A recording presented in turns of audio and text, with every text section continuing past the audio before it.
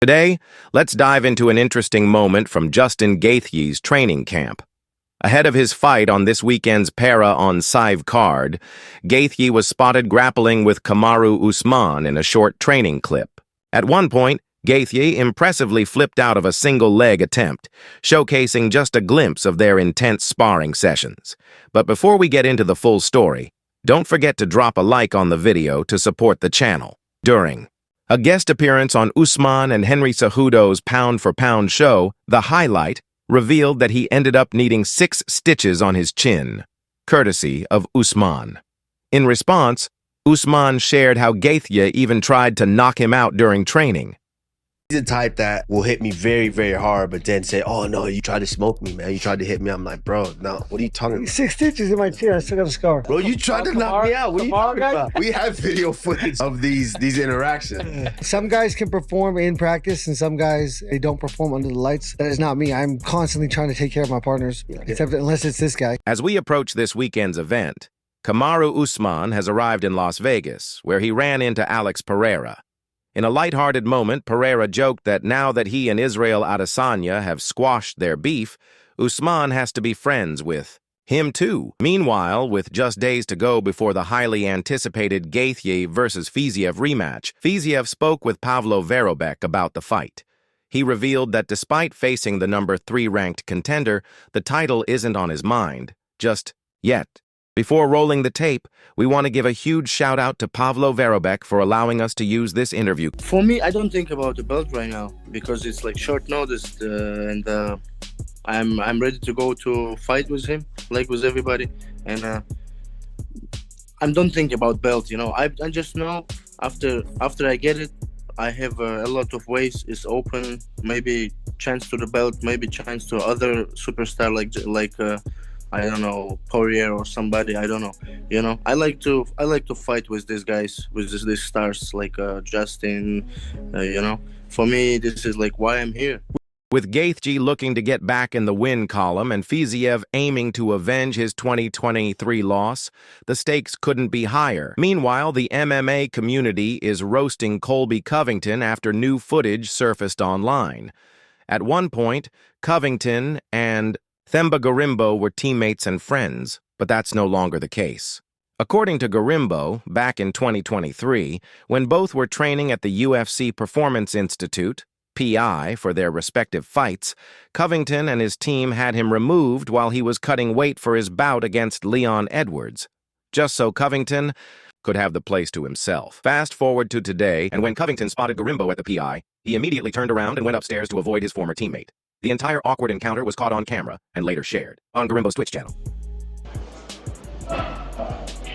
These hoes down there. The ungrateful mother who we used to feed. I think we should just go train around in my.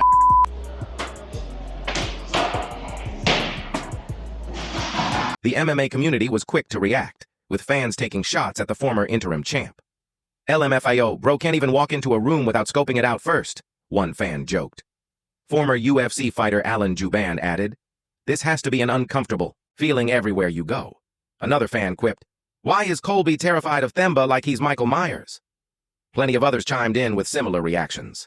"Imagine having to check who's inside the UFC PI every time before training. Just don't be a piece of shit," one user commented. "Bro even had to look upstairs," another added. One member of the MMA world noted, "Walking around scared of Themba Gorimbo is not a good look." Another replied, "Pure cowardice, talks a load of nonsense online but hides in real life." But that wasn't all. LMAO bro moving tactically, checking every turn and corner, one fan wrote. Surprisingly, some even felt bad for Colby. "I don't know why, but I feel bad for him in this clip. Dude looks cautious AF, one fan admitted. "Why can't he just drop the gimmick and get his training in?" another asked. Back in December, when Gorimbo addressed the situation, he made it clear he was focused on stacking wins and eventually settling things inside the octagon with Covington. Alex Pereira opened to fighting Jan Blachowicz after UFC 313. As we head into this weekend's Para on Sive card in Las Vegas, Jan Blachowicz is preparing for his big return against Carlos Ulberg later this month, a fight he hopes will set him up for a title shot against the winner of this weekend's main event. Ahead of both his fight and Blachowicz's return, Pereira spoke with Pavlo Vitovci about the possibility of a rematch. "I'm here to fight, it doesn't matter who. If Blachowicz wins and the UFC wants this fight, I'll be ready, Pereira stated. He also addressed a potential move to heavyweight, saying, right now, I'm focused on Saturday's fight, but it's no secret that the heavyweight division interests me. Who knows what will happen next? I'm open to changes. We'll see. While Pereira is known for having some of the most devastating knockout power in the UFC during the Dylan Dennis vs. KSI press conference, KSI claimed he hits harder than the reigning champ after taking some shots at Pereira himself. He's saying he only spars people close to his weight. Alex Pereira. Whoa. Alex Pereira. Let's see if he's sitting in Oh, front of I'm him. so scared. Oh, whoa, crazy. Yeah, sitting in front of him. I mean, we've seen a couple bits of what you might be doing as well. You think you hit harder than him? Yes. The Alex Pereira. I hit harder than Logan. I hit harder than... No, I didn't ask you. I don't know if I hit harder than Pereira. I don't know how hard he hit. So far, there's been no response from Pereira. However, if Dylan Dennis ends up training with him for his boxing match against KSI, there's a chance Pereira could attend the fight. Jamahal Hill predicts Alex Pereira versus Magomed Ankalaev Jamahal. Hill has officially made his prediction for this weekend's fight, sharing his thoughts on his YouTube channel. Surprisingly, Hill believes Magomed Ankalaev will get the job done at UFC 313. According to Hill, Ankalaev has far more ways to win than Pereira. While he acknowledged Pereira's devastating right hand, even referring to him as a one-hit wonder, he countered that by pointing out Ankalaev's well-rounded skill set, which includes speed, wrestling, and much more. Here's what Hill had to say in his breakdown video. I know I'm gonna get hate for this one, but I get hate anyway, y'all.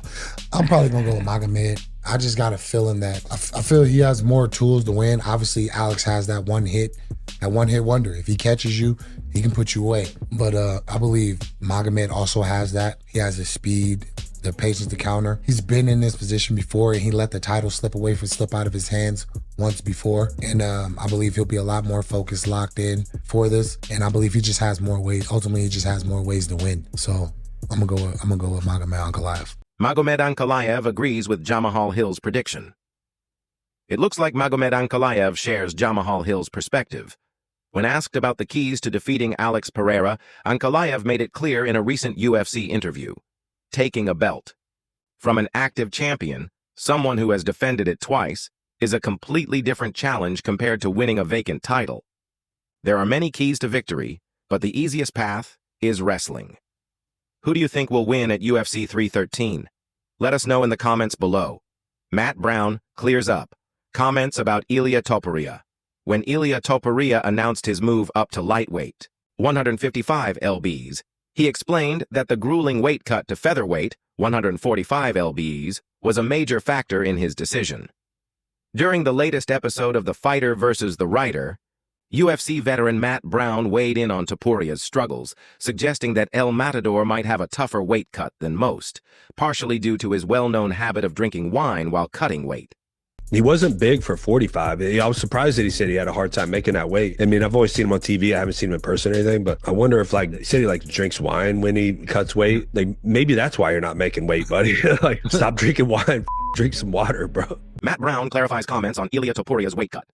After his remarks about Ilia Topuria's weight cut sparked backlash, Matt Brown took to social media to clarify his stance. Okay? Lots of hate on this little quote. I know he's never missed weight, and he's an amazing champion. Better than I ever was. I'm not trying to put him down or anything, but alcohol is obviously not good during a weight cut, Brown added. It's likely making things harder for him, which is why he wants to move up. All I'm saying is, maybe don't drink during a weight cut. Crazy idea, right? And I said it somewhat jokingly. Listen to the context instead of a single sentence. When one fan defended Topuria drinking wine while cutting weight, Brown responded, dude, the fact that alcohol dehydrates you is the worst argument ever. But I get what you're saying. So far, Topuria has yet to respond, as he awaits news on his lightweight debut. Jorge Masvidal called out for UFC 317. Since Jorge Masvidal announced his return to MMA, there's been little news about his comeback fight in the UFC. Initially, Dana White dismissed the idea of bringing Masvidal back due to his losing streak before leaving the promotion. However, after signing with Ali Abdelaziz, Masvidal signaled that a return was in the works. During an appearance on the Ariel Helwani show, Oban Elliott called out Masvidal for a fight during International Fight Week. Masvidal on International Fight Week? Come on, that would be out of this world, Elliott said. He also suggested Vicente Luque as another option, stating, Luque is just at the bottom of the top 15. Either fight would be great, I'll take both. Elliott doubled down, citing Chael Sonnen's past issues with Masvidal as motivation. Chael put me to work on Masvidal. Why wouldn't I want to fight him? Easy work. The story is there.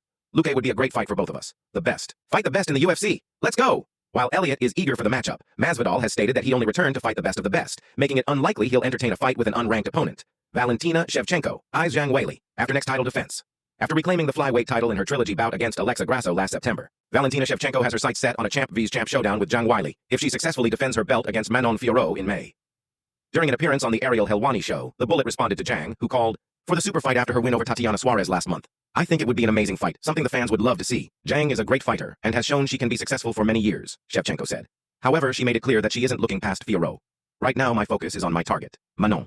That's why, for me, this fight with Zhang is still far off. I don't let distractions take my focus away from preparation.